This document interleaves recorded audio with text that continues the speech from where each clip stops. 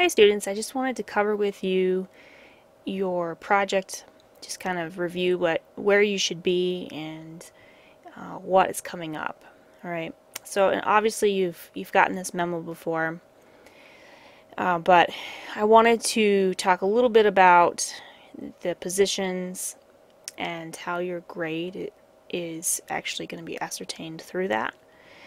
So if you look at the team member allocation, and it talks about selecting your position, remember that your grade will be based on if you fulfill your actual position. So, for instance, the team leader who's been corresponding with you and making sure that you're trying to keep up with your work, they're going to be graded on whether or not they actually followed up with stuff.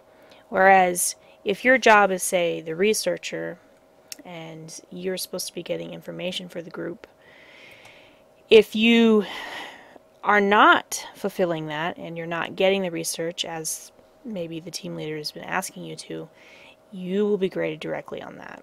Alright, so please do be keeping up with any assignments that you're supposed to be doing and any of the work that you're supposed to be contributing to your group. Right? Do remember that if the team decides that someone is not fulfilling their position, that they can terminate from the team, and then you will be solely responsible for all of the tasks that the team would have done together. You would have to do it on your own. So just keep that in mind. Please do try to keep up. Alright? I do want to talk a little bit about our stages in this project. So obviously stage 1 was selecting the positions and writing that memo about who was going to do what. Alright? We already should have that complete. Alright? And I have received memos from the groups. So that stage is done. Stage 2, your group team leaders should have emailed you and reiterated all the things that you guys decided on. So hopefully that has happened. And stage 3 is where you guys had a team meeting. So as far as I know, all the teams have done that.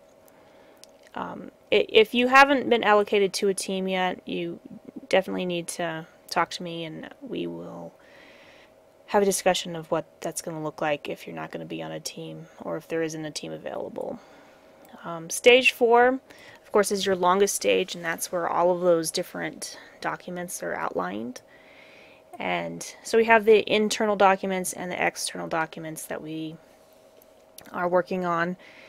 You should have a feasibility report, at least in the latter stages, meaning that it should almost be done, alright? There should have been some progress reports, at least one written to your team leader, if not on your second one, right? There was a memo sent to me, written from the team leader or from someone that the team leader assigned, and there should be some emails that have been going between you and your teammates, alright? Meeting minutes should have already taken place. You guys have had 2 class periods to be able to do meetings. And at the very least, you should have 1 policy and procedure written on how to deal with conflict. Okay. We are not to the proposal yet. We will be talking about that in class probably in a few weeks. So let's not worry about the proposal. But we do have a few other policies and procedures that you need to work on. And we're starting to discuss letters, and that's kind of moving into the external documents. And it's alongside that, we will be talking about resumes and cover letters, right? And that's actually what I'm going to be focusing in on this week. So, you're going to want to make sure and get your reading done for Thursday because it will be related to your resume and cover letter. Let's look at the policies and procedures, though, very quickly, the section that kind of covers that, because you guys have a certain amount of policies and procedures you need to finish, and I want to make sure that each person in the team knows exactly what that looks like.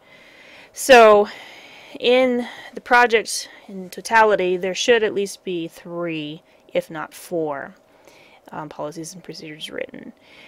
One, of course, is handling the conflict in the workplace, and I kind of outlined that on one of your days.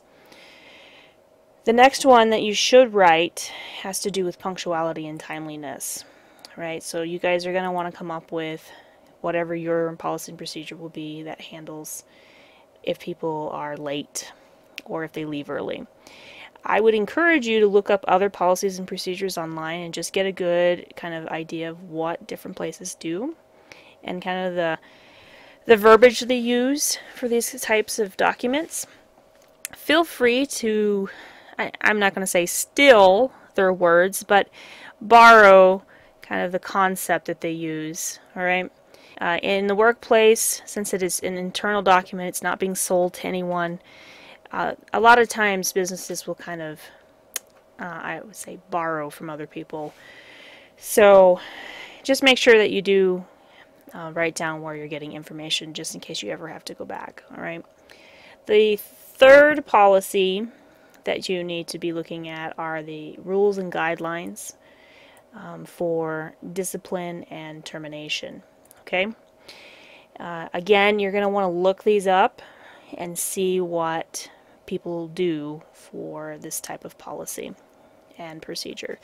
I will discuss this a little bit in class on Thursday, just so that you kind of know what it means and what it looks like. But I would anticipate that your group will actually work on these two in particular over the next few days. Okay. The last policy is going to be contingent upon you. You guys are going to select your own, and that's where you would get your fourth policy. Okay. Just in case you need the buffer in your actual binder. All right. Again, we're not doing the proposal yet, so let's not worry about that. But do on Thursday, please bring in a working resume. If you have already written a resume, bring the one you've written before. And if you've ever written a cover letter, bring that. I will have some reading for you on cover letters and resumes, so please do read that. It's a little bit lengthy, but it's very, very good material, and I think it'll be very helpful in your understanding of what it means to write a resume and a cover letter. I consider resumes and cover letters to be extremely important because that's how you get a job. All right, so we will be talking pretty extensively about that on Thursday. Okay. If you have any questions or concerns about things in class, please do send me an email. Again, I want to make sure the teams are running smoothly, and we probably will have a discussion about that on Thursday. See you guys then.